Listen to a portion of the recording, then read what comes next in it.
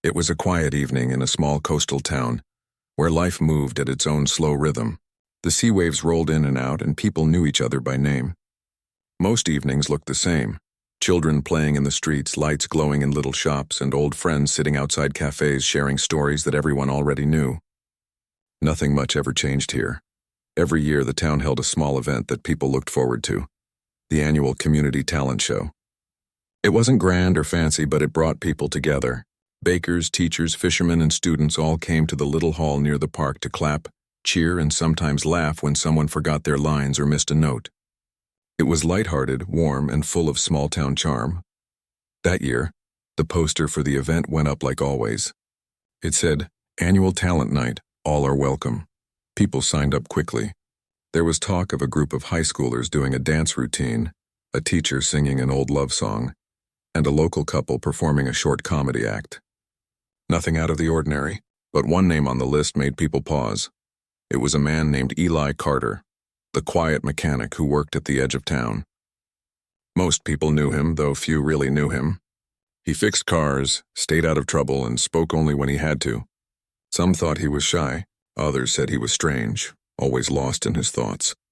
He wasn't the type you'd expect to see on a stage. When his name appeared on that poster, a few folks chuckled. "What's Eli gonna do?" someone asked at the cafe. "Maybe he'll fix a car right there on stage," another joked. No one said it to be cruel. It was the kind of teasing that happens in small places where people think they already know everyone's story. But the truth was, nobody really knew his. Eli never said much about himself. He lived in a small house near the old harbor, close enough to hear the ocean every night. His workshop sat behind the house, cluttered with tools, wires, and scraps of metal. When people passed by, they could sometimes hear faint sounds coming from inside. Not the usual clangs of metal, but something softer. A hum, a note, a tune perhaps. No one paid much attention. The week before the show, the town buzzed with excitement. Posters were everywhere, and people were rehearsing in garages and backyards. The local newspaper even printed a small section about the event. But when the reporter asked Eli what he planned to perform, he only smiled faintly and said, "It's something I've been working on for a while." The night of the show arrived. The community hall was filled with families and neighbors, all dressed neatly, all smiling.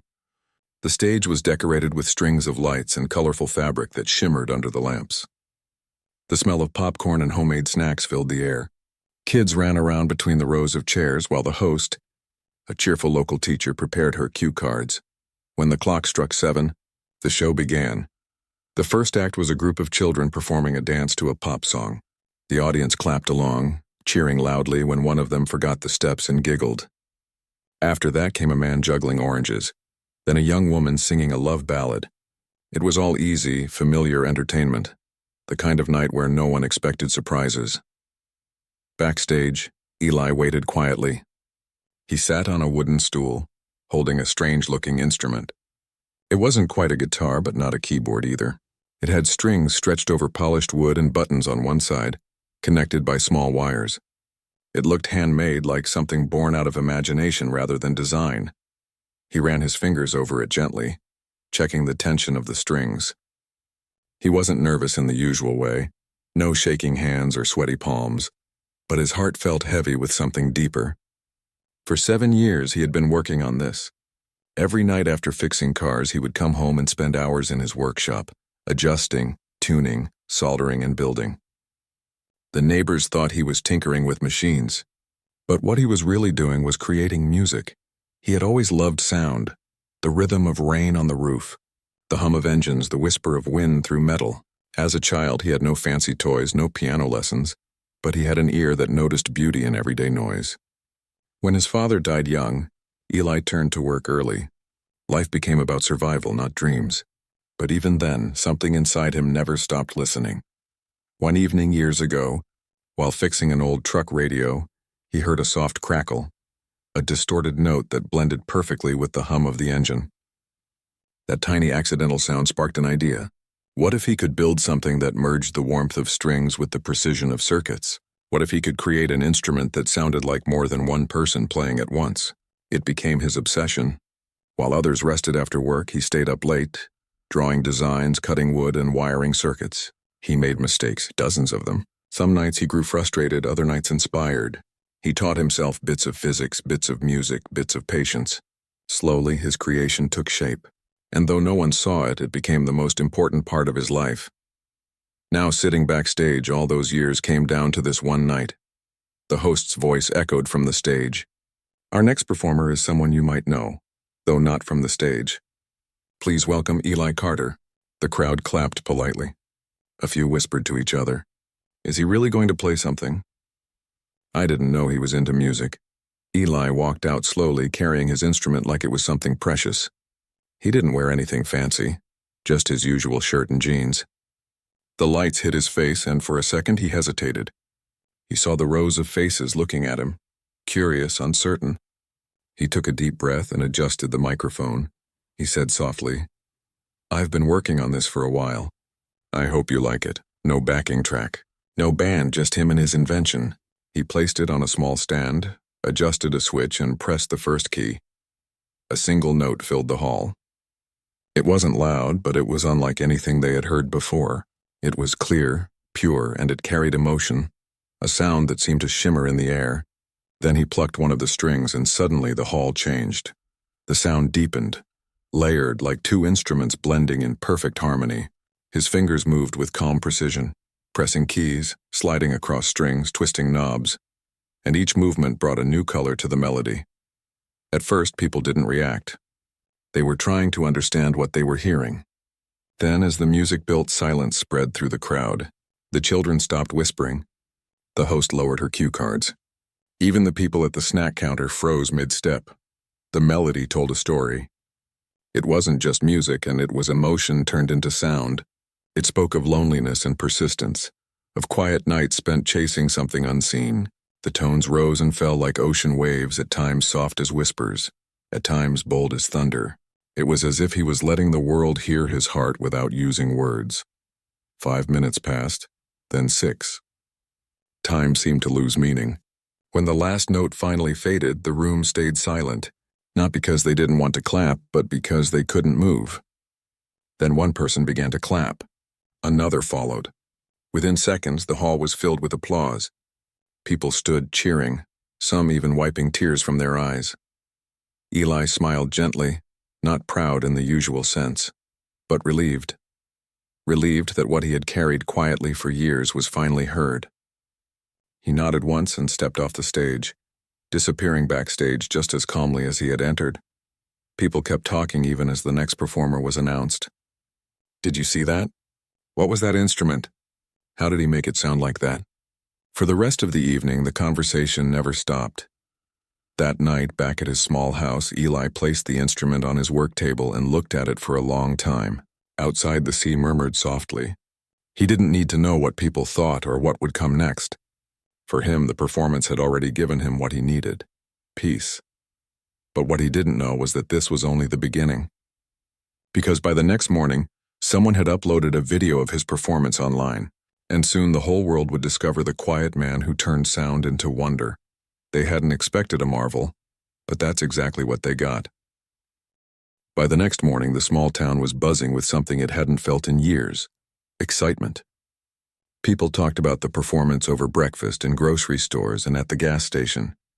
Almost everyone who had been at the community hall the night before tried to describe what they had seen. But no one could quite find the right words. Some said it was beautiful, others said it was strange, and a few said it was almost magical. Someone from the audience had recorded the whole performance on their phone and posted it online later that night. It was a shaky video, not even in good quality, but that sound and carried everything. The melody still held its magic even through a small screen. By afternoon, the video had a few hundred views. By evening, thousands. Comments started pouring in from strangers far beyond the little town. "Who is this guy?" one wrote. "I've never heard anything like this before," another said. "What is that instrument? It sounds like a whole orchestra in one person's hands." At first, Eli didn't even know the video existed. He spent his morning the way he always did, fixing a neighbor's truck, making himself coffee, and checking the mail. But when he went into town, people kept stopping him. Some smiled, some clapped him on the shoulder. One woman said, "You're all over the internet, you know that?" He frowned slightly. "The internet?" he asked. She pulled out her phone and showed him. There he was, and sitting under those dim lights, his fingers moving calmly, the sound flowing out into the world. For a moment, he didn't say anything. He just stood there listening to himself through a stranger's phone, as if hearing it from outside his own life. That night, when he got home, he opened his old laptop and searched for it. The title was simple: The Mechanic Who Played the Music of the Heart. The video had already crossed 100,000 views. Eli leaned back in his chair, watching the comments scroll by. There were people from different countries speaking in different languages, all saying the same thing, that his music made them feel something they couldn't explain. Some said it brought them peace, others said it reminded them of someone they loved. A few even said it helped them cry after years of holding pain inside. He didn't know what to feel. Part of him was grateful, but another part was nervous. He had never liked attention. He had lived his whole life quietly in the background. Now suddenly the whole world seemed to be looking at him. A few days later, his phone rang nonstop. Journalists, musicians, and strangers wanted to talk to him. Some wanted interviews, others wanted to buy his instrument or invest in his idea. He didn't even know what to say to them. So most of the time he didn't answer. Still, word spread fast. A music magazine wrote an article calling him the inventor of emotion. A popular radio host talked about his story on air. Soon after, a university from the city sent him an invitation to demonstrate his instrument for their students. Eli stared at the letter for a long time. He didn't think of himself as a teacher. He had no formal training, no degrees, no fancy language. But there was something inside him that told him to go. Maybe it was curiosity, maybe it was hope, or maybe it was just the feeling that life had suddenly opened a door he hadn't even known existed. So, a week later, he packed his instrument in a soft cloth case and took a bus to the city. It was the first time in years he had left town. The university campus was huge, filled with buildings, young faces, and the constant hum of movement. He felt small walking through it. When he entered the auditorium, a group of students was already waiting, whispering excitedly. Most of them had seen the viral video. A woman from the university greeted him warmly and said, "We're honored to have you here." Eli smiled shyly. "Thank you," he said softly. When he stepped on stage, the room fell silent. He could feel the eyes watching him, the same mix of curiosity and expectation he had felt at the community hall. He placed the instrument down, adjusted the small switches, and began to play. This time, he didn't play the same melody. He played something new, something inspired by the past few days, by the rush of change and the strange beauty of being seen. The sound filled the large hall just as it had filled the small one. When he finished, the students erupted in applause. Some even stood up, clapping and cheering. Afterward, many came to ask questions: how he made it, what inspired him, what materials he used. He tried to explain, but his answers were simple. "I just kept trying," he said. "It took a long time to sound right." Before he left, a young student approached him and said, "Sir, your music made me believe I can create something too." That sentence stayed with him. It reminded him why he had started building the instrument in the first place. Not to impress anyone, but to express what couldn't be said any other way. In the days that followed, more invitations came. He was asked to appear on television shows and podcasts. At first, he refused most of them. Fame didn't sit easily with him, but eventually he agreed to one, a small talk show that focused on creative people with unusual ideas. When the show aired, he sat under bright studio lights as the host asked him questions about his life. "You've inspired millions," the host said. "What message do you have for people watching?" Eli thought for a moment, then said quietly, "I don't think I'm special. I just didn't stop trying. Sometimes the thing you're building doesn't make sense to anyone else. But if it makes sense to you, keep going." The audience clapped softly. The host smiled and said, "That's beautiful." That simple sentence, "keep going," spread like wildfire. People quoted it online, shared it with friends, and used it as a reminder for their own struggles. Meanwhile, Eli returned home to his small workshop. The fame was nice, but it didn't change who he was. He still liked quiet mornings, the smell of metal and wood, and the sound of the ocean outside his window. One evening, as the sun set behind the waves, he sat at his workbench again. The same light filtered through his small window, and he began sketching new designs. Not because anyone asked him to, but because he wanted to. The world now knew him as a marvel, but inside he still felt like the same man searching for better sound. But this time he wasn't doing it alone.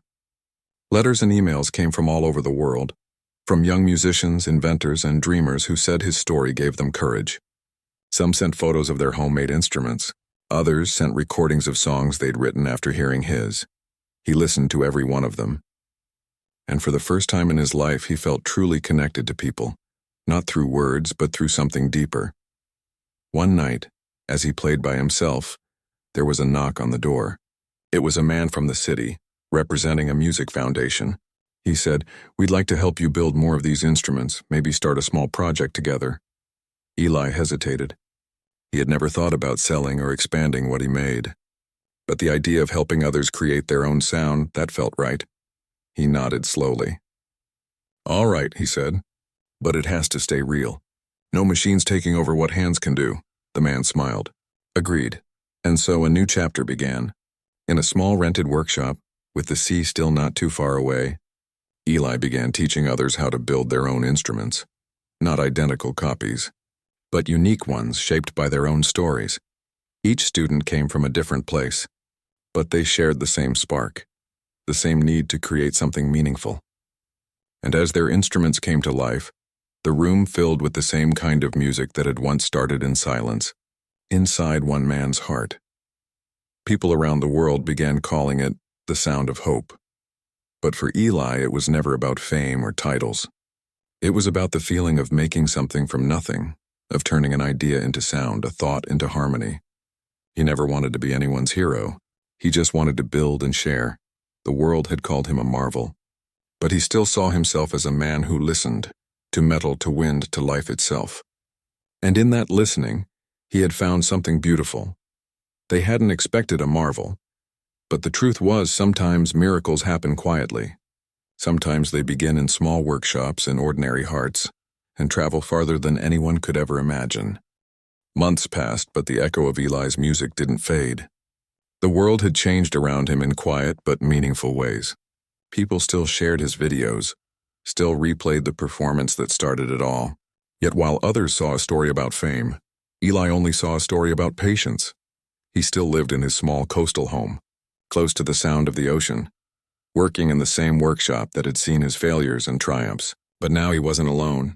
Every few days someone new would visit, a student wanting to learn, a reporter wanting a few words, or a musician bringing an instrument for repair. He treated everyone the same, with quiet kindness and genuine attention. He never rushed people. He listened carefully, as though each story, each dream, was another melody he wanted to understand. One afternoon, a young woman came to his workshop carrying a small wooden box. She said she had tried building her own version of his instrument, but couldn't get the sound right. He opened the box gently, studied her work, and smiled. "You've got something good here," he said. "It's not about making it sound like mine. It's about finding your sound." That one line stayed with her, and with many others who came after. Eli's little workshop soon turned into a space of learning. Not because he planned it, but because people needed it. There was no signboard outside, no formal classes, no fees. People simply came and he shared what he knew. They called it the listening room. Inside, time slowed down. People built things, made mistakes, tried again, and laughed together. Some stayed a day, others a month. The sound of wood being shaped and strings being tuned filled the air, blending with the waves in the distance. For Eli, it was the purest joy in seeing people create, fail and try again the same way he had for years. He didn't want to be a teacher. He just wanted to remind them that greatness was often built in silence. But even as life settled into a rhythm, something new was stirring. A well-known music producer had discovered Eli's work online and reached out with an offer to collaborate on an album that would blend his handmade instrument with modern orchestration. At first, Eli hesitated. He wasn't sure he belonged in studios and fancy sound rooms. He preferred his small workshop with the smell of sawdust and oil. But the producer wasn't trying to change him. He said softly, "We don't want to polish your sound. We want to share it with the world the way it is, raw and real." That line made Eli agree. The next few weeks were a whirlwind. He traveled to the city again, this time to record. The studio was large, filled with glowing lights and complex machines. Musicians surrounded him, each carrying years of training and experience. Eli felt out of place at first, standing there in his old jacket and boots holding his handmade instrument. But the moment he began to play, all hesitation vanished. The sound that came out silenced the room, just like it had done in that small community hall months ago. The producer sat still, eyes closed, letting the notes wash over him. When the session ended, no one spoke for a few seconds. Then the room filled with applause. They recorded for days, blending his melodies with soft strings, quiet drums, and distant vocals. The album wasn't built for fame. It was built for feeling. When it was released, it spread like light through dark corners. People described it as music that healed something inside them. Eli didn't attend the launch. He was back at home, helping someone fix a cracked instrument body. But when he checked his old laptop later that night, he saw messages from around the world. Messages from people saying his music helped them sleep, helped them remember someone they lost, helped them believe again. He read each one carefully, one after another, and smiled, yet, even with all the praise, he stayed the same.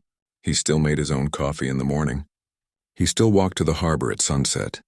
He still spent long hours in silence, experimenting with new sounds. But there was one thing that had begun to weigh on him. His hands. Years of working with metal, wood, and tools had taken their toll. His fingers often stiffened, and sometimes, when he played for too long, pain shot up his wrists. At first he ignored it. Then one evening, as he was tuning his instrument, his hand suddenly froze. The sound that came out was broken, uneven. He stopped playing immediately and sat there staring at his hand. The thought that he might not be able to play the way he used to frightened him more than anything. For a long while he sat in silence. Then he reached for a notebook and began to write. He wrote about sound, about patience, about creation. He wrote as if he were leaving behind small pieces of his heart for others to find. The next morning, he called one of his students, a quiet young man who had been learning from him for months, and asked him to come over. When the student arrived, Eli handed him the notebook. "If I can't play someday," he said softly, "this will help you continue."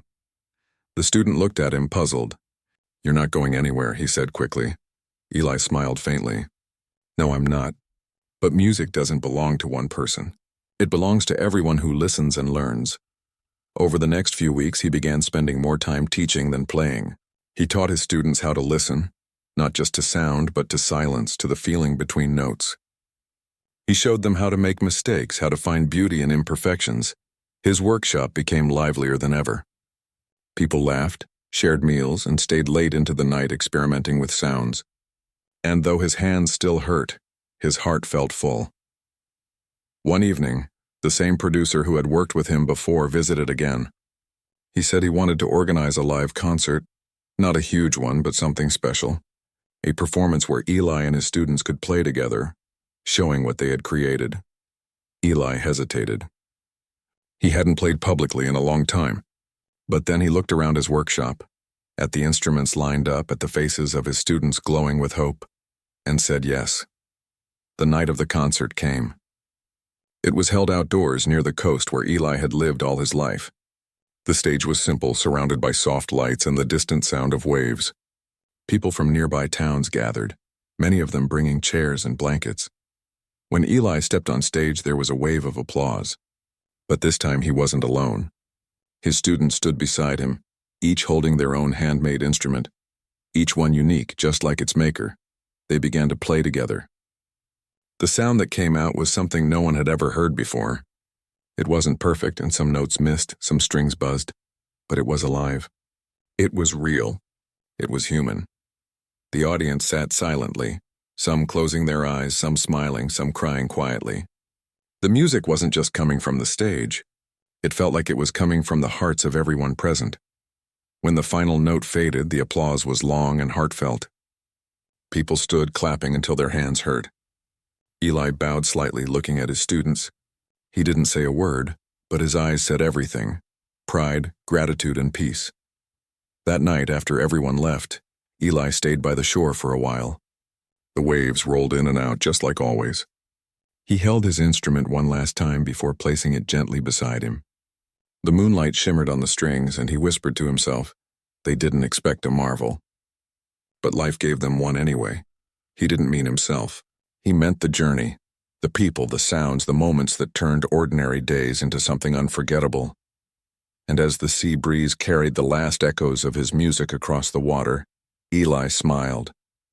He had built more than an instrument. He had built a legacy, one that would keep singing long after he was gone. Time has a way of moving quietly, like waves slipping across sand. Months turned into a year, and though many things changed around the world, Eli's little workshop by the sea remained the same, calm, filled with the soft hum of creation. But there was one difference now. Eli was no longer the only one making music there. His students had grown, not just in skill, but in spirit. The workshop had become something larger than any of them expected. Every morning, before the sun climbed too high, the sound of strings, keys, and laughter spilled out of the small wooden building. Inside, people of all ages worked side by side. Some were teenagers, some were older men and women who had never touched an instrument before. They came from faraway places, drawn by stories they had read or heard. Stories of a man who had turned silence into melody and mistakes into magic. Eli still taught, though his hands were slower now. Sometimes he couldn't play as long as he used to, but when he spoke, his students listened. His words carried weight, not because they were poetic, but because they were real. He didn't talk about fame or success. He talked about patience, about listening, about finding beauty in failure. One morning, as everyone worked, a young student named Anna looked up from her instrument and said softly, "You know, people from the city are talking about us. They want us to perform there." Eli smiled faintly. "Us?" "Yes," she said. "All of us. They've seen the videos from the concert. They want to invite the whole group." The others looked at him eagerly. There was excitement in their eyes, but also a little fear. Performing in the city felt like stepping into another world. Eli didn't answer right away. He looked around at his students and at the messy tables, the scattered tools, the instruments still unfinished, and then said quietly, "If we go as we are. No costumes, no perfect notes, just us." They all nodded, and so the journey began. Over the next few weeks, the group practiced every day. Not to be perfect, but to be honest. Their songs weren't written down on paper. They were built from feeling. Some tunes started from a single note someone played by accident. Others were born from laughter, from rhythm tapped on a wooden bench, from the soft hum of the sea outside. When the day of the city performance came, they packed their instruments carefully and boarded an old bus. The road wound through hills and open fields, and most of them stared out the window, quiet with nerves and excitement. Eli sat near the back, looking out as the scenery passed. He had traveled this road before, once alone, now surrounded by people carrying his dream forward. When they reached the city, everything felt faster, louder, brighter. Tall buildings glimmered in the sunlight, and cars rushed by like waves of sound. For many of his students, it was their first time seeing a city that big. The event was being held in an open plaza surrounded by lights and screens. There were hundreds of chairs set up, and people were already gathering.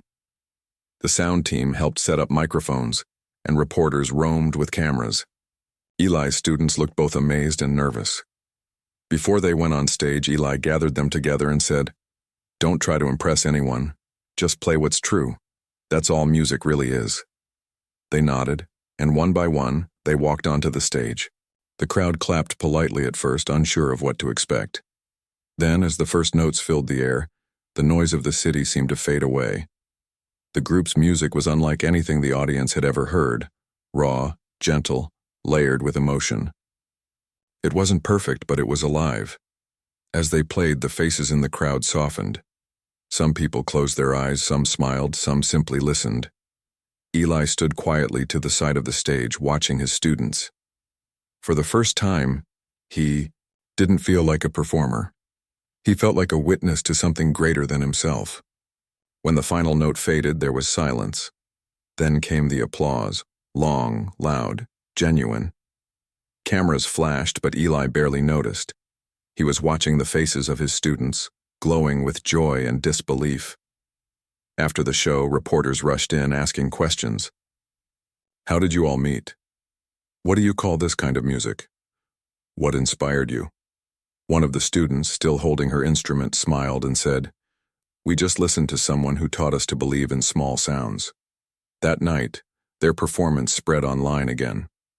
Videos flooded social media, and soon people across the world were watching.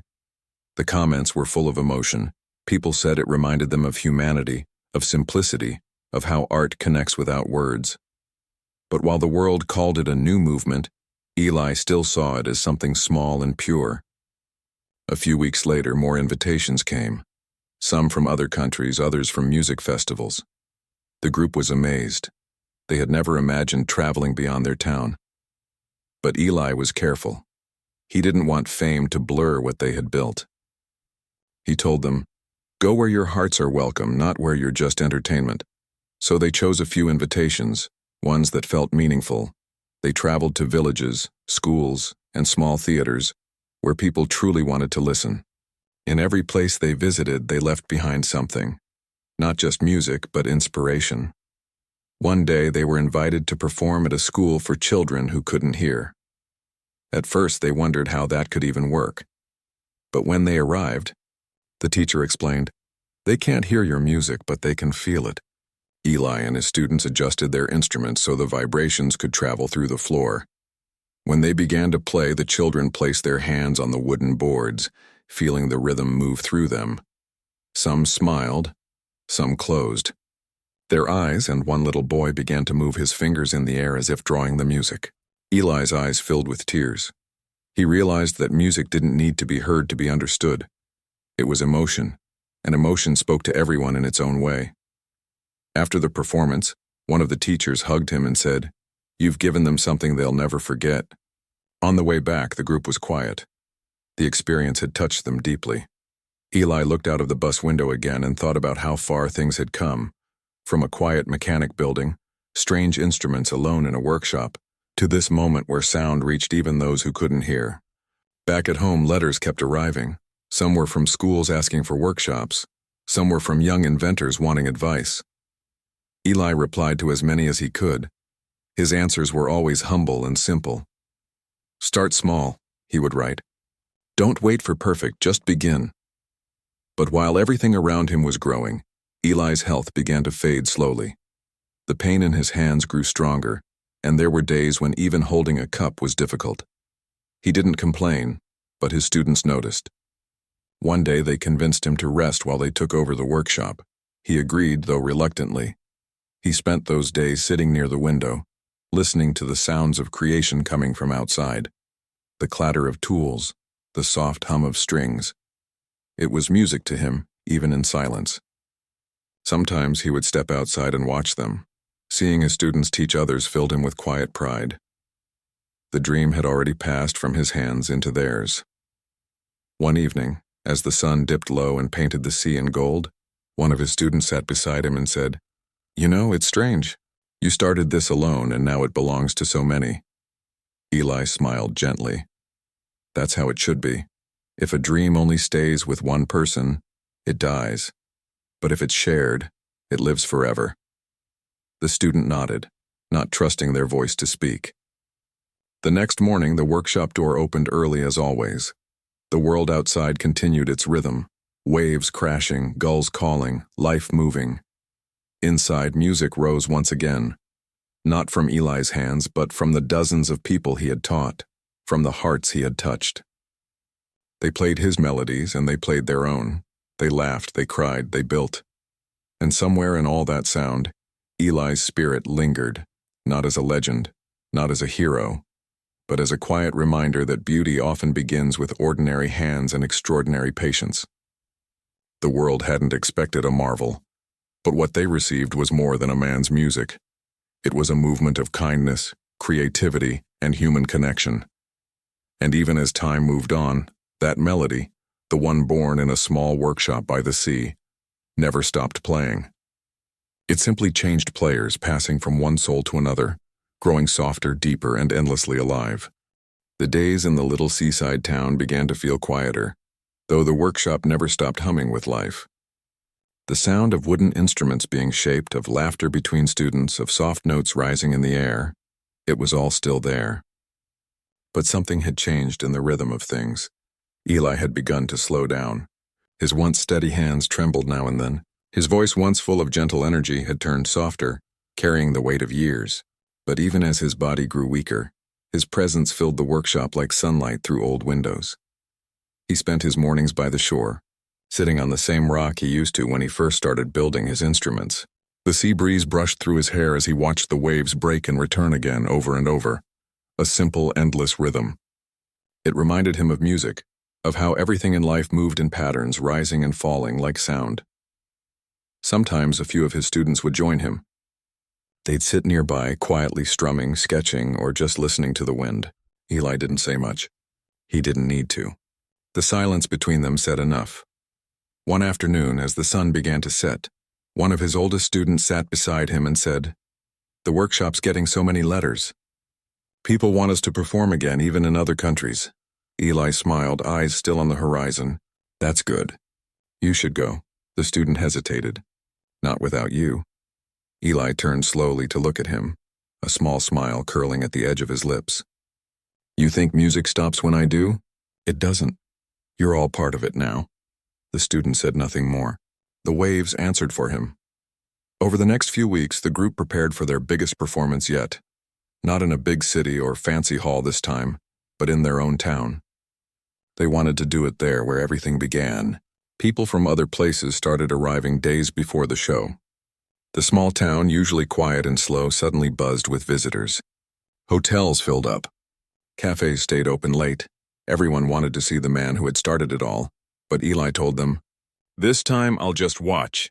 His students tried to convince him to join for one last song, but he shook his head. "It's your turn now. I've said everything I needed to, and through you." The night of the concert came. The air was cool and strings of lights hung from trees. The stage wasn't big, but it was warm, surrounded by faces that knew one another. Families, children, travelers, and townsfolk filled every seat and every corner of the street. When the music began, something magical happened. The instruments didn't just play, they spoke. The rhythm of the sea seemed to echo with them, as if the waves themselves were listening. People swayed gently. Some smiled. Some closed their eyes. Eli sat near the edge of the stage, wrapped in a shawl, his eyes glistening. Every melody carried a memory, a sound he had once heard in his little workshop, now played by hands that had learned from his. As the last song began, the group played a tune they had kept secret, a song Eli had written years ago but never shared publicly. They had found it in his old notebook, hidden between sketches of instrument designs. The song was soft, tender, almost like a whisper. It told a story without words, of building something from nothing, of trying again after failing, of finding beauty in small things. As the final note faded into the night, no one clapped at first. There was silence, deep emotional silence. And then, slowly, the crowd stood and applauded. Some had tears in their eyes. Eli didn't move. He simply smiled, hands resting on his knees, eyes shimmering with quiet pride. Later that night, when everyone was packing up, Eli stayed behind for a while. The moon hung low over the sea. One of his students came up to him and said softly, "They called it the most beautiful night our town has ever seen." Eli looked toward the horizon. "It wasn't the night," he said. "It was the people." Music just reminded them how to feel again. That night he went home slowly, walking along the familiar path past the cliffs and the little houses with lanterns glowing in their windows. Inside his small cottage, his tools were still laid out neatly, his notebook stacked beside the workbench. He ran his fingers over the instruments resting there, each one carrying its own story. Some were slightly imperfect, but that was how he liked them. Imperfect things, he always said, had the most soul. The next morning, his students found him sitting by the window, eyes closed, with a small smile on his face and his hands resting gently on a half-finished instrument. The sea breeze blew softly through the open door. He was gone, peacefully, quietly, as if he had simply drifted into another melody. The news spread through the town, and then beyond. Messages poured in from everywhere. People who had met him, people who had only heard his music, people who had been inspired by his story. But his students didn't hold a grand funeral. Instead, they did something simpler, something he would have loved. They carried his instruments down to the shore where the waves met the sand. Each student brought one of his creations, a guitar, a violin, a drum, a flute, and placed it gently on the ground. They didn't play at first.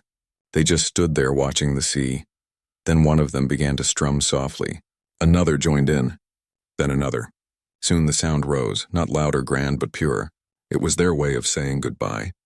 The wind carried the sound out across the water, and it felt as if the whole ocean was listening. People from the town gathered behind them, standing quietly, holding candles. The light flickered across their faces as the music blended with the sound of the waves. When the last note faded, they placed his last unfinished instrument, the one found beside him, into a small wooden box and buried it near the shore. They didn't mark it with a gravestone. Instead, they planted a small tree beside it. As the months passed, the workshop became a place of memory and creation. People came from all over the world, not just to see where Eli had worked, but to learn, to build, to listen. His students took turns teaching. They kept his methods alive, building by hand, experimenting with sound, believing in imperfection. They started calling the place the Marvel House, though Eli would have laughed at the name. On the first anniversary of his passing, they held a gathering. Musicians, students, and travelers came together. They didn't wear black or mourn. They celebrated. They shared stories about him. Funny ones, small ones, moments when he had surprised them with his kindness or quiet wisdom. Someone stood up and said, he never wanted to be famous. But now look, his music is everywhere. Another smiled and replied, that's what happens when something is made with love. It never really disappears. The little tree they had planted by the shore had grown taller by then. Its branches swayed with the wind, and sometimes when the breeze blew through its leaves, it sounded almost like music. Over time, the Marvel House became more than a workshop. It turned into a place where people went to reconnect with themselves. It wasn't about fame or skill anymore. It was about feeling, about remembering the beauty of simplicity. Children came with their parents to learn. Travelers stopped by just to listen, and sometimes when the sea was calm, they said you could still hear faint notes drifting across the waves, as if Eli's music was still there, carried by the wind. One evening, years later, one of his oldest students sat near that same shore, watching the sunset. A young boy beside him asked, did you really know him? The man who made the marvel? The older man smiled gently. Yes, he said. He was just like you, curious, stubborn, always trying to make something beautiful out of scraps. The boy looked out at the sea. Do you miss him? The man nodded slowly. Every day. But he never really left. Every time we play, every time someone builds something with love, he's there. The boy didn't say anything after that. He just picked up his small handmade instrument and began to play softly, the melody blending with the waves. And as the last light of the sun touched the water, it felt for a moment as if Eli himself was smiling somewhere beyond the horizon, still listening, still creating, still reminding the world that beauty doesn't have to be perfect. It just has to be honest. Years passed quietly after Eli's passing, but his presence never truly faded. It lived in the sound of the sea, in the songs that drifted through the air from the little wooden workshop, and in the stories that people whispered about him. His students, now grown and scattered in different parts of the world, carried his spirit with them like a flame that refused to die. The Marvel House had become more than anyone had ever imagined. What once was a simple workshop by the shore had turned into a place people traveled from faraway countries just to see. Not because it was grand or luxurious, it was still small, still humble, still smelling of wood and salt, but because it was alive. Inside, the walls were lined with instruments of every kind, all handmade. Some were old, worn by years of playing, while others were newly built by fresh hands just learning the craft. Every piece had a story. Visitors would run their fingers over the strings or tap gently on the wood, feeling the vibration as if touching something sacred. Eli's students had grown into teachers now. They didn't call themselves masters or musicians. They just said, we make sound and we share it. One of them, a quiet woman who had been one of Eli's earliest students, was now leading the workshop.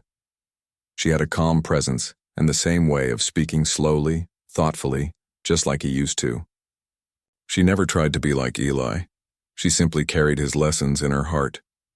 Every morning she would open the doors of the workshop and let the sea breeze in, the sound of waves mixed with the sound of tuning instruments.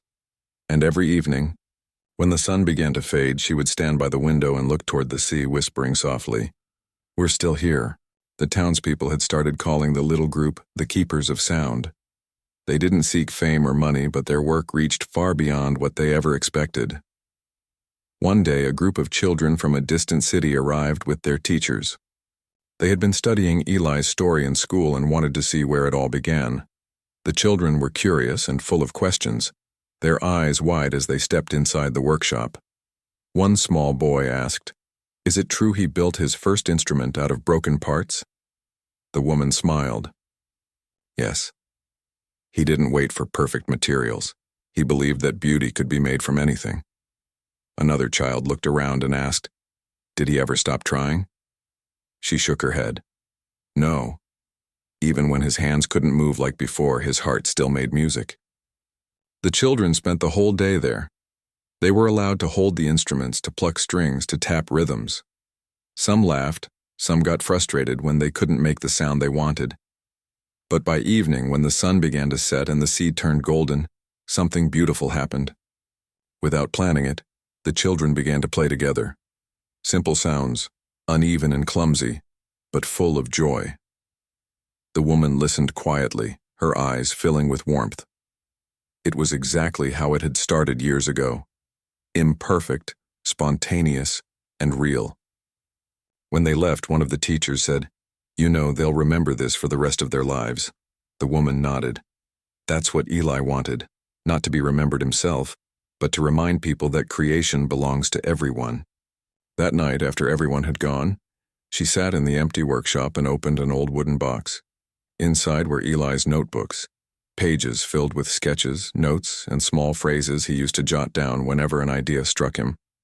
On the last page, written in faded ink, were the words, "If one day the music stops, don't look for me in the silence. Listen closer, I'll be in the echo." She closed the book gently and whispered, "We still hear you." As years went by, the Marvel House grew even more connected with the world. Artists came to record their music there, travelers came to find peace, and students came to learn the slow, patient art of building something by hand. But no matter how much attention the place received, it never lost its simplicity. The teachers refused big sponsorships or large-scale deals. They said, "We're not here to sell music. We're here to share it." One winter, a powerful storm hit the coast. The sea raged for days. The wind howled and waves crashed so high they reached the edge of the workshop. Everyone feared the Marvel House would be destroyed. The townspeople gathered after the storm ended, hearts heavy, worried about what they might find. When they reached the workshop, they saw that part of the roof had been damaged, some instruments soaked, and the front door broken off its hinges. But something strange had happened. In the middle of all the wreckage, one small instrument, an old hand-built guitar Eli had made, stood upright on the table. Its strings were still intact, and the sunlight fell across it just right, making it gleam softly. The townspeople took it as a sign. They helped rebuild the workshop together, piece by piece. Carpenters, fishermen, teachers, and children, everyone came to lend a hand. When the repairs were done, they held a small gathering, not a concert, but a simple evening of gratitude. The woman who led the workshop stood before everyone and said, "This house isn't just wood and tools. It's a promise that creation will never stop, no matter how rough the storm." Her words echoed the same way Eli's used to, calm, certain, full of quiet hope. Over time, that event became a tradition. Every year, on the day the storm had come, people from near and far returned to the town. They brought their own instruments, some handmade, some store-bought, some just simple boxes or drums, and they played together on the shore. No stage, no microphones, no lights, just people and sound. It became known as the Day of Small Sounds, and though no one said it out loud, everyone knew it was their way of keeping Eli's spirit alive. One evening, many years later, A young journalist came to visit the Marvel House. She wanted to write a story about how it all started and how it still continued after so many years. She was surprised to see how peaceful it was. No crowds, no rush, just the steady hum of life. She sat with the woman in charge and asked, "Do you ever think it will end?" The woman smiled. "Music doesn't end. It changes shape." The journalist looked around, noticing how every person seemed connected, as if the whole place breathed together. "Why do you think people come here?" she asked. "Because the world is noisy," the woman replied softly. "And sometimes people come here to remember what real sound feels like." Before leaving, the journalist asked one last question. "If Eli were here now, what do you think he would say?" The woman thought for a moment, then smiled gently. "He would probably say nothing. He'd just listen, the way he always did." When the article was published weeks later, it touched hearts everywhere. People wrote letters saying the story made them pause, made them think, made them remember to slow down. Some even started their own little Marvel houses, small workshops, studios, or community centers inspired by Eli's philosophy.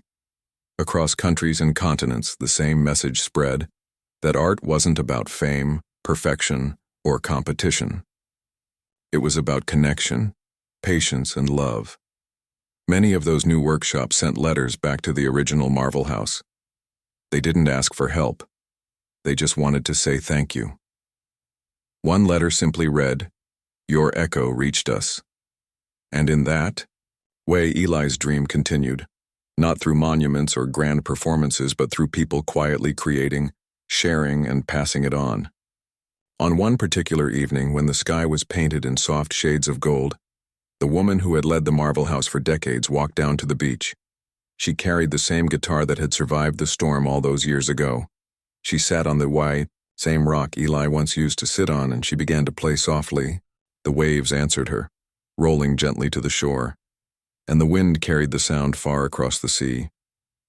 As she played, she felt a calm warmth in her chest, the same peace she had felt the first day she met Eli. She closed her eyes and whispered into the breeze, "You were right." The music never stopped, and for a moment she thought she heard a faint reply, not in words, but in the sound of the sea itself, like laughter carried by the wind. The sun sank lower, painting the horizon in fire and gold. The last notes drifted away, blending with the waves, the same way Eli's spirit had blended with the world long ago. Somewhere beyond that horizon, the echo lived on, a melody born from one man's hands carried through generations, proving that even the smallest sound made with love could become a marvel.